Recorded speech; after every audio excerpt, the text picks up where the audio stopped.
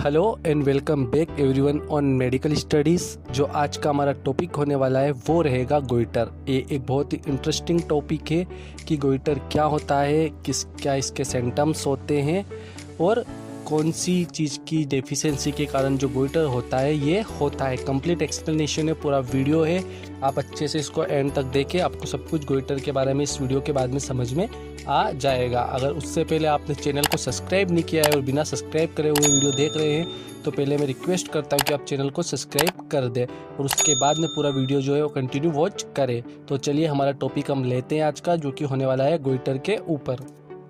सीधे और आसान शब्दों में समझे कि गोइटर होता क्या है, तो इसका मतलब होता है जो थायराइड ग्लैंड होती है उसकी स्वेलिंग, जो आपकी थायराइड ग्लैंड होती है उस पर स्वेलिंग आ जाना, उसे ही गोइटर कहते हैं।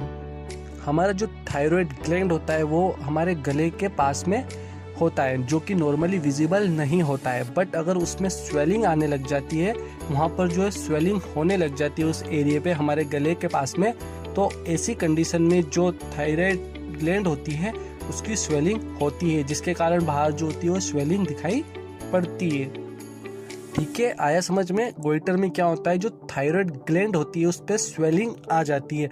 तो अब हम समझें कि जो थायराइड ग्लैंड पे स्वेलिंग आती है इसके रीजंस क्या क्या होते हैं, कौन कौन सी कंडीशन में और कौन कौन से फैक्टर्स होते हैं जिससे जो थायराइड ग्लैंड होती है उसके ऊपर स्वेलिंग जो है वो आने लग जाती है।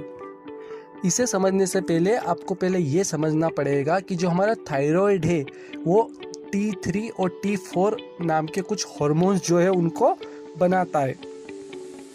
कौन सा हार्मोन्स बनाता है? T3 और T4 हार्मोन्स। और साथ ही ये किसको कंट्रोल करता है? TSH को। TSH का मतलब क्या होता है? Thyroid stimulating hormone. याद रखिएगा, TSH का फुल फॉर्म होता है थायराइड स्टिमुलेटिंग हार्मोन। और ये कहाँ से निकलता है? ये थायराइड स्टिमुलेटिंग हार्मोन जो होता है TSH हार्मोन्स, ये ब्रेन में पिट्यूटरी ग्लैंड से जो है वहाँ से क्या होता है, ये रिलीज होता है और वहाँ से क्या होता है, निकलता है। कौन सी ग्लैंड से? पिट्यूटरी ग्लैंड, जो कि ब्रेन में प्रेजेंट होती है।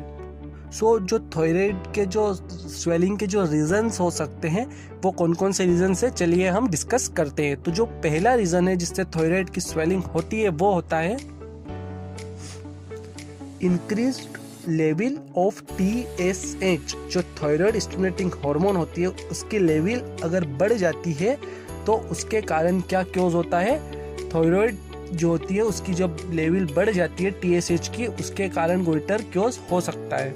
सो आया समझ में पहला कि जो TSH हार्मोन है उसकी अगर लेवल बढ़ती है तो उसके कारण जो थायराइड ग्लैंड है उसमें स्वेलिंग आ सकती है। सो सबसे पहला कौन सा है इसका chaos? Increase level of TSH। अब चलिए समझते हैं जो TSH होता है वो किन किन कंडीशंस में जो होता है वो इंक्रीज्ड हो सकता है। तो जो TSH का इंक्रीज्ड होना कौन कौन सी कंडीशन में होता है? सबसे पहला जो रीज़न है वो होता है आयोडीन की डेफिशिएंसी। मोस्टली हमें पता है कि जो थायराइड ग्लैंड होती है उसके लिए जो आयोडीन होता है वो चाहिए होता है एक पर्याप्त मात्रा में। अगर आप में आयोडीन की डेफिशिएंसी है तो जो थायराइड हार्मोन्स होंगे वो कम बनेंगे। अब जब थायराइड हार्मोन्स कम बनेंगे तो ब्रेन जो होगा वो इस चीज़ को पता लगाएगा और सिग्नल्स देगा कि जो TSH है वो बॉडी में ज़्यादा बनना है, ऐसा हमारा ब्रेन जो होगा वो सिग्नल देगा। और अगर जब TSH ज़्यादा बनेगा तो जो थायराइड टिश्यू रहेंगे उनकी ज़्यादा स्वेलिंग भी बढ़ेगी। सो ये था नंबर 1 रीज़न, जो था आयोडीन की डेफिशिएंसी। दूसरा कारण होता है कि अगर हमारा थायराइड ऑटो इम्यून डिस्ट्रॉय कर रहा है, मतलब कि जो ऑटो इम्यूनिटी होती है हमारी बॉडी की वो उसको डिस्ट्रॉय कर रही है, तब भी सेम सिग्नल जाएगा ब्रेन को कि जो TSH है उसको फिर से ज़्यादा रिलीज करने का ब्रेन को सिग्नल मिलेगा। और जो ये कंडीशन बनती है इस कंडीशन को कहा जाता है हेशिमेटोस थायराइडाइटिस। अब तीसरा जो क्योज होता है वो होता है ग्रेव्स डिसीज और ग्रेव्स थायराइडाइटिस। अब इसका क्या मतलब हुआ? अब इसका मतलब ये होता है कि जो हमारा थायराइड होता है जो ये ओवर एक्टिव हो गया है, और ओवर एक्टिव होने से जो इसके टिश्यूज है उनकी ग्रोथ भी जो है वो ओवर एक्टिव होने लग गई है। और ये क्या कर रहा है, जो T3 और T4 है उनको बॉडी में ज़्यादा मात्रा में रिलीज करते जा रहा है। अगेन ये भी एक ऑटो इम्यून प्रोसेस होती है।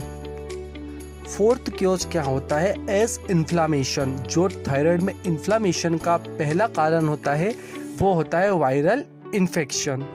जो वायरल इन्फेक्शन होता है उससे भी थायराइड ग्लैंड में क्या होती है, स्वेलिंग होती है, इन्फ्लामेशन होता है और साथ ही उसमें एक पेन भी होता है वायरल इन्फेक्शन के कारण। और इस कंडीशन को हम कहते हैं सब एक्यूट थायरोइडाइटिस। अब अगला क्योज क्या होता है, अगर थायराइड के अंदर न्यूडल बनना स्टार्ट हो जाए, मतलब नूडल्स जो होती है उनकी फॉर्मेशन होने लग जाए, उससे भी जो थायराइड होता है उसका साइज जो होता है वो बढ़ जाता है। नेक्स्ट क्योज है थायराइड का कैंसर। अगर थायराइड का कैंसर बन गया है तो उससे भी क्या होगा, कैंसर से भी थायराइड ग्लैंड में जो है वो विजिबल स्वेलिंग जो है वो दिख सकती है। हाँ, और एक और फिजियोलॉजिकल रीज़न भी हो सकता है जो होता है प्रेगनेंसी। तो प्रेगनेंसी के दौरान जो प्लेसेंटा होता है उसमें से कुछ ऐसे हार्मोन्स रिलीज होते हैं जो कि टीएसए जैसे होते हैं और जो टीएसए होता है उसको मिमिक करते हैं और थायराइड ग्लैंड की स्वेलिंग है उसको दिखा सकते हैं। पर ये एक टेम्परेरी स्वेलिंग होती है, एक टेम्परेरी रीजन होता है at the time of the pregnancy. आया समझ में क्या क्या क्योजेस होते हैं थायराइड स्टिमुलेटिंग और गोइटर जो थायराइड की स्वेलिंग होती है उसके क्या क्या रीज़न होते हैं, इतना आपको समझ में आया।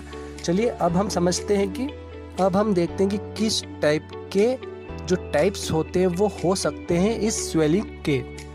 तो जो ये स्वेलिंग दिखाई देती है at the time of goitre और आपकी थायराइड की, वो मेनली 3 तरीके से दिखाई दे सकती है। एक हिसाब से देखिए इसके 3 जो होते हैं वो टाइप्स होते हैं। जो पहला टाइप होता है वो होता है कोलोइड गोइटर। तो कोलोइड गोइटर क्या होता है, डिफ्यूजली जो थायराइड ग्लैंड है वो बड़ा हुआ है, जो थायराइड ग्लैंड की लोब्स होती है वो दोनों तरफ की इनलार्ज हो रखी है और उसे ही कहा जाता है कोलोइड गोइटर। सेकंड नंबर पे होता है न्योड्यूल, इसे कहा जाता है न्योड्यूलर थायराइड इनलार्जमेंट। अब ये जो होता है वो 2 तरीके का हो सकता है कि जो एक है कि जो न्योड्यूल है वो साइलेंट पड़ा हुआ है और वो जो है वो थायराइड हार्मोन जो है वो नहीं बना रहा है, उसे कहा जाता है नॉन टॉक्सिक। नॉन टॉक्सिक का मतलब होता है कि वो साइलेंट है, थायराइड हार्मोन्स को जो है वो नहीं बना रहा है। और दूसरा होता है टॉक्सिक न्यूड्यूल। इसका मतलब होता है कि जो वो है वो थायराइड हार्मोन्स को क्या कर रहा है, ज़्यादा मात्रा में बॉडी में रिलीज करवा रहा है। और तीसरा होता है मल्टी न्यूड्यूलर ग्लैंड। इसका क्या मतलब होता है कि जो मल्टीपल न्यूड्यूल जो है वो बन गए और वो क्या कर रहे हैं, जो थायराइड हार्मोन्स है उनको रिलीज बॉडी में कर रहे हैं। सो ये 3 तरह के क्या है क्योजेस है, टाइप्स है। क्योजेस हमने पहले प्रीवियस में डिस्कस कर लिए और ये इसके जो होते हैं वो टाइप्स होते हैं। देखा आपने, ये 3 टाइप्स होते हैं। पहला होता है नॉन टॉक्सिक न्यूड्यूल, दूसरा होता है सिंगल न्यूड्यूलर और तीसरा होता है मल्टी न्यूड्यूलर गोइटर। अब अगर बात कर ले इसके सिम्टम्स की, कि आपको अगर सिम्टम्स लगते हैं थायराइड ग्लैंड के, तो इसका पहला सिम्टम्स रहेगा वो तो यही रहेगा, enlargement of the thyroid gland. जो थायराइड ग्लैंड होगी उसका क्या हो जाएगा, इनलार्जमेंट हो जाएगा, मतलब कि साइज में वो अधिकतम बड़ी हुई नजर आएगी। अगर आपका इनलार्जमेंट लगता है थायराइड में तो आप आपके डॉक्टर, आपके फिजिशियन को कंसल्ट कराइए, फिर उस चीज़ का टेस्ट करके फिर आपको जो ट्रीटमेंट रहेगा कि कौन सी जो आपकी थायराइड है उसको डिटेक्ट करेंगे, कौन सा गोइटर है, उसके बाद में आपको उसके अकॉर्डिंगली जो ट्रीटमेंट रहेगा वो चालू करेंगे। ये था हमारा आज का लेक्चर जो कि था गोइटर के ऊपर। हमने इसमें सारी चीज़ डिस्कस करी, इसके क्योजेस, सिम्टम्स एंड टाइप्स, एवरीथिंग। ये एक इम्पोर्टेंट क्वेश्चन भी है, एग्जाम में भी ये क्वेश्चन जो है वो पूछा जाता है। आपको अगर वीडियो अच्छा लगा तो वीडियो को लाइक करें और चैनल को सब्सक्राइब करना ना भूलें। ऐसे ही अधिक वीडियो जो रहते हैं चैनल पर लगातार डेली बेसिस पे जो है आते रहते हैं, तो आप सब्सक्राइब करके जाए और वीडियो को लाइक करके जाए। Thank you, have a good.